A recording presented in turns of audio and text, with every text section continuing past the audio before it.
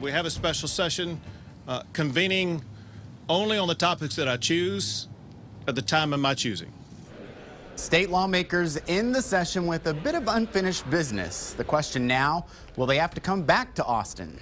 Good morning and thank you for joining us for State of Texas.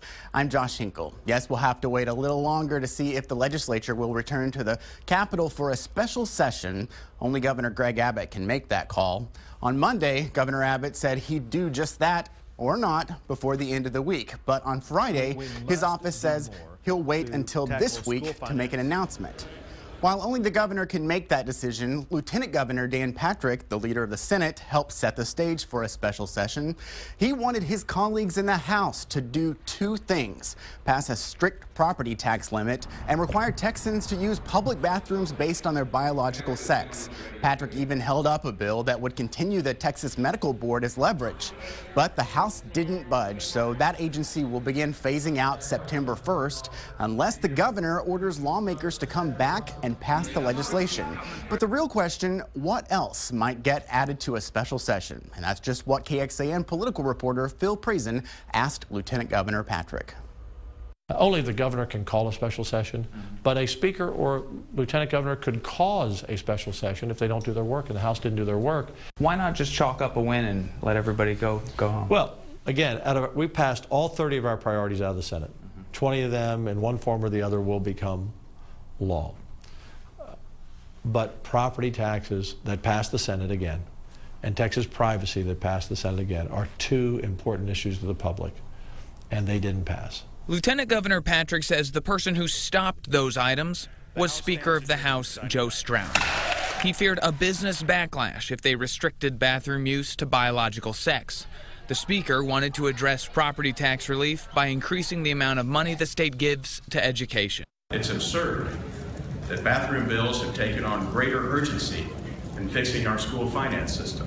But Patrick says if the Speaker would put his issues up for a vote in the House, they would pass. I can't imagine a Republican, at least who wants to get reelected, voting against helping to reform and slow down the growth of property taxes. So I think it would pass. The ballot box is where this is all headed. The closer the special session is to next year's Republican primary, the more pressure will be on lawmakers to act. At some point, I think at some point the members of the House will say, wait a minute, enough's enough. Because look, all the House members are up for election every 2 years. They're all up for election. They're going to go home and people are going to say, I want property tax relief. I don't want my son and daughters showering together in 10th grade. What'd you do about it? Phil Prazen, KXAN News. Bringing Texas lawmakers back to Austin costs money. How much depends on how long the session lasts. For example, each 30-day special session back in 2013 cost more than $800,000. That calculation is based on the $150 per day the state pays lawmakers. That pay is now even more, $190 per day. So now a 30-day special session could cost more than $1 million. Of course, as in the past, some lawmakers might turn down per diem payments, bringing the total cost down. But legislation they actually passed is turning into a post-session fight. Austin is now suing the state of Texas over the new law that bans sanctuary cities. The governor signed Senate Bill 4 into law last month. It requires local law enforcement to follow federal immigration law and grant all requests to hold inmates for immigration agents. The mayor and council members say the law puts people in danger, and they say it's unconstitutional because it threatens public officials with jail time and removal from office for speaking freely. This law provides that an elected official, such as myself, could be removed for office for endorsing a policy that is contrary to Senate Bill 4. Lest there be any question, I am today endorsing a policy different than that set out in Senate Bill 4. What's really clear is that they want extremely coercive penalties, removal from office, criminal charges, if we don't do what it is that they want, which is unconstitutionally vague. Austin joins San Antonio, El Cenizo, a small town on the border, and El Paso County in the lawsuit. The immigration issue led to protests in the House gallery and what some are calling a brawl on the House floor the last day of the session.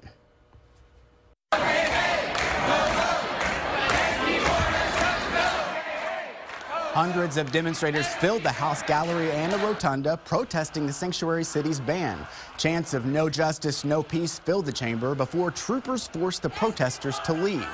And indeed, tension spilled onto the House floor. Republican Representative Matt Rinaldi from Irving told lawmakers he called immigration enforcement after seeing some protesters holding signs saying they were illegal immigrants. That led to a shouting match between a few Democrats and Republicans on the floor. Then the shouting match turned into a shoving match. Before it ended, Rinaldi was accused of threatening to shoot Eagle Pass Democrat Pancho Narvaez. Rinaldi claims Narvaez threatened to get him on the way to his car. Rinaldi claims he then said he would shoot in self-defense. Those actions have some people in his district calling for a change at the ballot box. Hours after the fight on the House floor, Dorotha Ocker announced she would challenge Rinaldi in next year's election. This would be her second time to run against him. She lost by about 1,000 votes in the last election. Someone who knows a little something about tied elections, an Austin man who will now lead the Texas Republican Party. State party leaders chose James Dickey over Houston businessman Rick Figueroa. Dickey is the current chairman of the Travis County GOP. He won the statewide position by just 1 vote.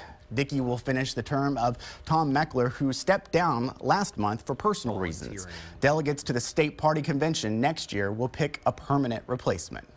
Well, we showed you how the Texas Legislature ended with a bang, but in the end, what should we take away from this session? We'll ask Representative Donna Howard in studio after the break.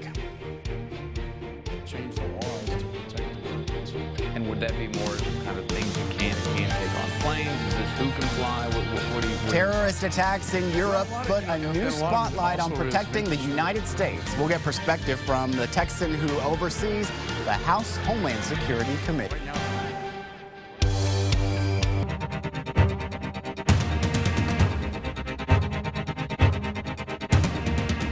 The Texas Legislature ended with shouting, a scuffle, and a specter of a special session. But some important legislation also came out from under the dome. Joining us for some perspective is Representative Donna Howard, a Democrat from here in Austin. Welcome. Thank you. So talk to us about the end of the session. It got a little wild on that last day. I know that there was that scuffle that happened on the House floor. What was going on there and kind of what were people thinking? Well, it's hard for me to say exactly what people were thinking, but certainly there were emotions running high. It's been a very emotional session, quite frankly, and people were feeling pretty tense that day with the protesters in the gallery who were, you know, legitimately protesting and broke decorum, were being escorted out of the gallery. You know, there's a he said, she said. It's actually he said in this case. But bottom line is those that were supporting the protesters felt like they were being goaded by those who were opposed to the protesters. And with the high emotions of the session, it just kind of got out of hand, which I think is actually disappointing. I have a lot of respect for the legislative body and for what we are trying to do there. And I believe that there are better ways for us to express our disagreements. Yeah, and it wasn't just all fighting and everything. I mean, lots of people express their emotion in different ways. You had a moment on the House floor as well. I want to play just a little bit of that. Okay.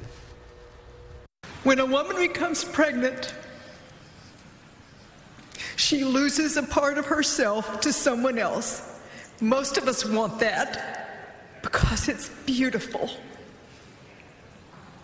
Because we want women who are in desperate situations to be able to make the choice for their own bodies and their own families, and to do it in a safe way, and to allow doctors and healthcare providers to use their medical judgment to determine the best way to do this. That does not mean that I am not pro-life. Now, that vote didn't turn out the way that you'd hoped. No. Talk to me about what was going on with that legislation.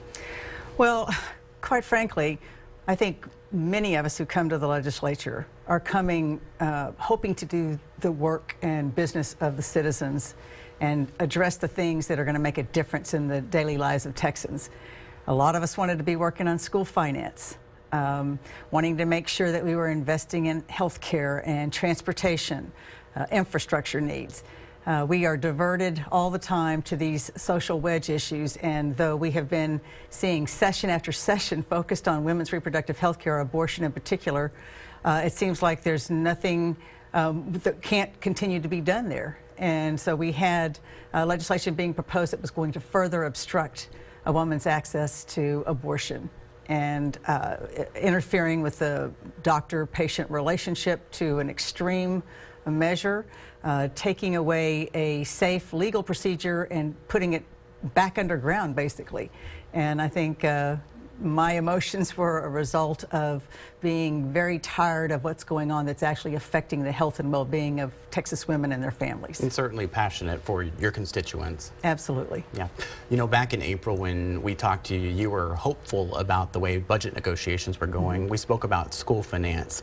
That didn't really pan out the way you were hoping as well. No, we crafted a budget that is reasonable based on what we had to work with, but quite frankly, it was a manufactured shortfall in that we had $4 billion worth of tax cuts last session, and most Texans didn't see that.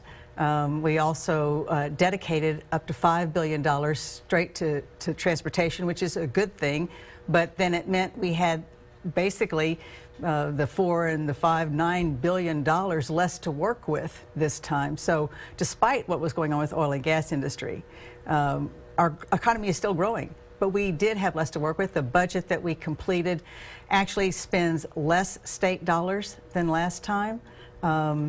It expends a little more overall, but basically if you take into account population and inflation, it's about a 7% reduction.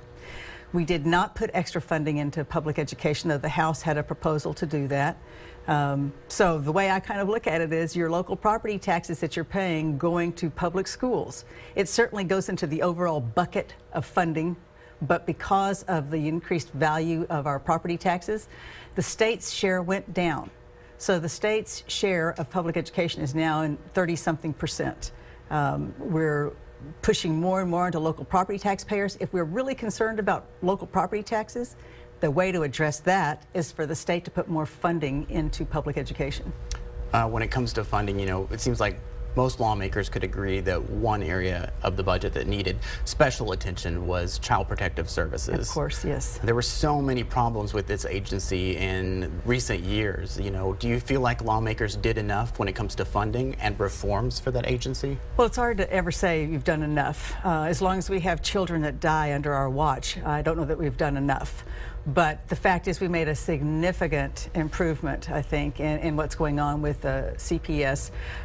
We put in several $100 million that allows the additional staffing to occur with caseworkers. We have maintained significant salary increases, hoping to address the turnover, which should be helpful, and made some changes in how the actual foster care system works. It remains to be seen, you know, how this plays out. But this was a bipartisan priority, bicameral priority. The governor, it was one of his emergency items. So we all, I think, showed that we could work together on something here. And though it's not perfect, and though we have some disagreements about parts of it, the fact is we made a significant improvement.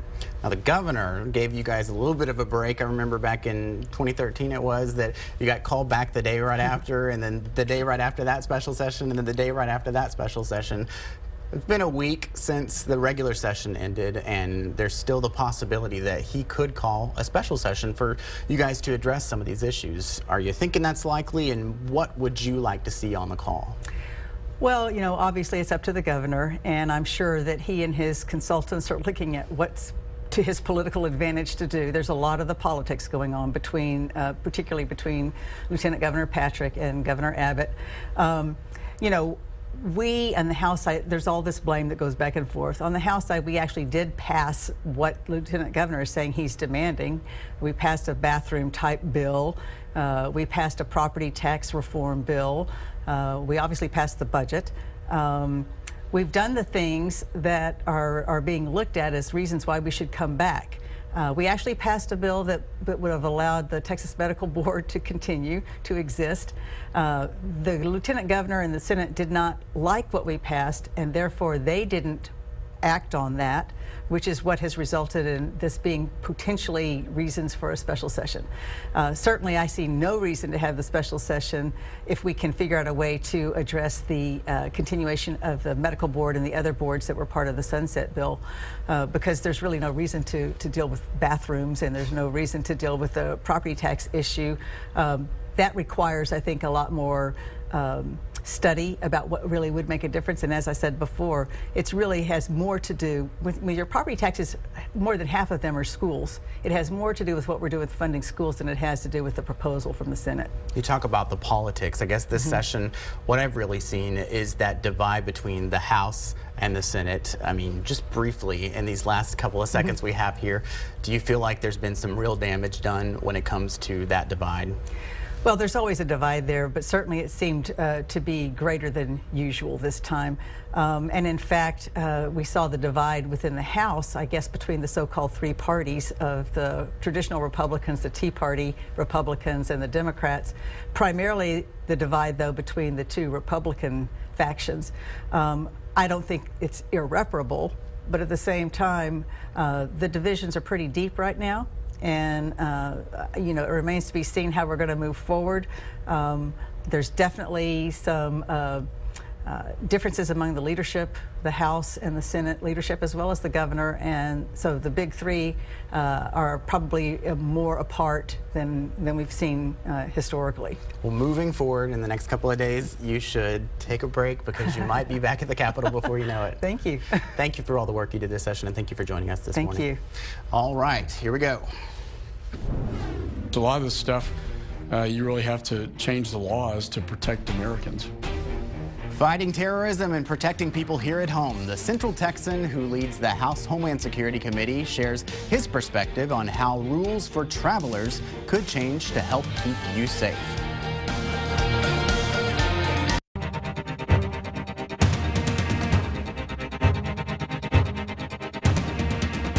Fired FBI Director James Comey is expected to testify before the Senate later this week. It comes amid increased scrutiny into allegations the Trump campaign colluded with Russia to influence last year's presidential election. KXAN political reporter Phil Prazen asked for perspective from Texas Congressman Michael McCall, who chairs the House Homeland Security Committee, and says the allegations against his fellow Republican should be investigated.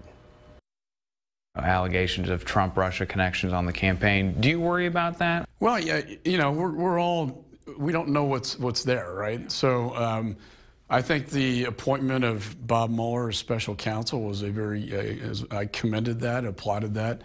Bob Mueller, I've known him when he was FBI director, when I worked in the Justice Department, has tremendous integrity and respect. I know that he will carry out a full investigation that's thorough, that's professional, and get to the bottom of this. I think, you know, we need to take the politics out of this one and have a serious investigation, and then get to the bottom. I think the American people deserve to know what really happened.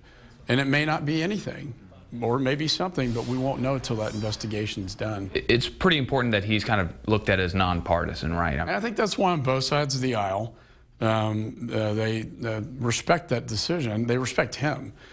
He's not political. I think that was very important to appoint somebody who has no political tie or baggage, and someone who served professionally as the FBI director for so many years. It also takes the distraction off the table, I think. At least I hope so, because we have a lot to do in the Congress this year, tackling health care reform, tax reform, and the issues I work on, and that's border security and security for the nation from terrorism. Let's talk first about the Manchester attack. And do you think, you know, in your role as monitoring these events and reacting to them, did we learn anything from this? The lesson learned here is travel. The fact that as we squeeze the caliphate in Iraq and Syria, we're going to have more and more of these foreign fighter types coming back to where they came from, in this case, Europe. And our concern from a homeland standpoint is that they're one flight away from coming into the United States. What are some things that Congress can do to help protect from that? So we're going to be looking at foreign fighter travel. How can we prevent terrorists from coming into the United States? To make recommendations both to the executive branch, but also to pass laws out of the Congress. A lot of this stuff you really have to change the laws to protect Americans. And would that be more of kind of things you can and can't take on planes? Is this who can fly? What are your thoughts on the specifics? Well, a lot of, and a lot of it also is making sure that European standards are up to par with the United States standards. Right now, they're not. Right now, I think Europe is wide open to these types of attacks. They've had about 10,000 foreign fighters that have gone to the region to fight, and then many have come back, and they don't have the same airline safety measures that we have, watch lists, that sort of thing. So we're trying to develop a more robust security standard in Europe, which in turn will protect the United States. Thank you again for joining us for State of Texas. Stay tuned for one last update on your forecast just ahead. Then stick around for Meet the Press coming up at 9. I'm Josh Hinkle. Have a great day.